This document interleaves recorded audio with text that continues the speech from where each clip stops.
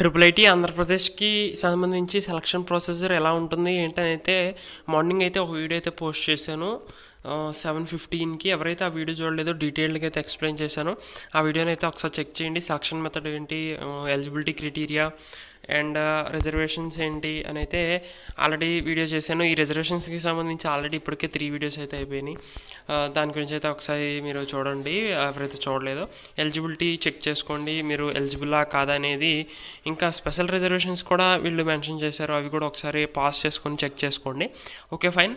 అయితే మనం ఇప్పుడు వచ్చేసి మొన్న ఏదైతే కాల్ రికార్డ్ పెట్టాను మొన్నే అనుకుంటా, నిన్న ఒక వీడియో అయితే పెట్టాను. సెలక్షన్ ప్రొసీజర్ అనేది సెలక్షన్ లిస్ట్ అనేది మనకి December 21st అయితే రిలీజ్ చేస్తామని అయితే మనకి చిన్న అప్డేట్ అయితే వచ్చింది. హెల్ప్ లైన్ నెంబర్స్కి అయితే ఎవరో కాల్ చేసి అడిగారు, సబ్స్క్రైబర్ వాళ్ళు ఆడియో అయితే పెట్టారు, దాన్ని వచ్చేసి వీడియోలో పెట్టాము. సో అంటే దానికి దగ్గరలోనే పెట్టారు వీళ్ళు కూడా డేట్.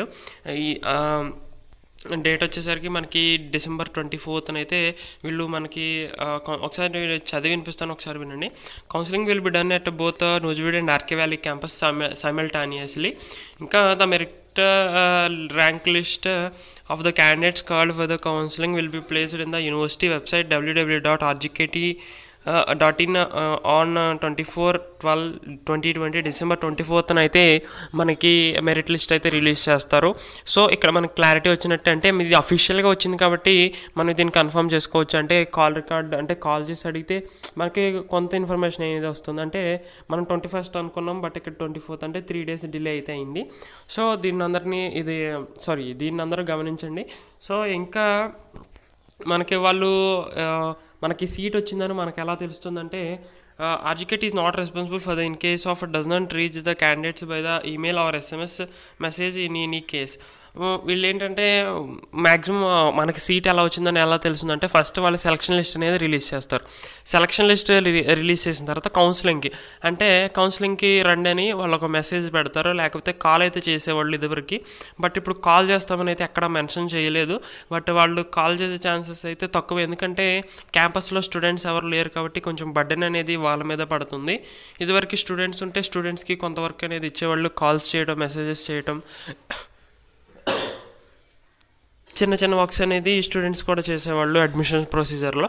సో ఇప్పుడు స్టూడెంట్స్ లేరు కాబట్టి మేబీ కాల్స్ అయితే చేయకపోవచ్చు. SMS మెసేజెస్ అయితే ఖచ్చితంగా వస్తాయి, పోస్ట్ కూడా ఖచ్చితంగా వస్తుంది. మీ లోకల్ ఉన్న పోస్టల్ కోడ్ అంటే పోస్టల్ రీజియన్ బట్టి, అంటే మీకు పోస్ట్ ఆఫీస్ ఎలా ఉందా అంటే పోస్ట్ ఆఫీస్ అనేది దగ్గరగా ఉండి కూడా అంటే ఆ డెలివరీ బాయ్ లేకపోతే కనుక మీకు కొంచెం ప్రాబ్లం అయితే అవుతుంది. అందుకనే మీరు www.rgkt.in అనే వెబ్సైట్కి లాగిన్ అయ్యి ఎప్పటికప్పుడు అప్డేట్ అనేది తెలుసుకుంటూ ఉండండి. మన ఛానల్ ఫాలో అయిన ఇక్కడ మీకు అప్డేట్స్ అనేవి తెలుస్తూ ఉంటాయి.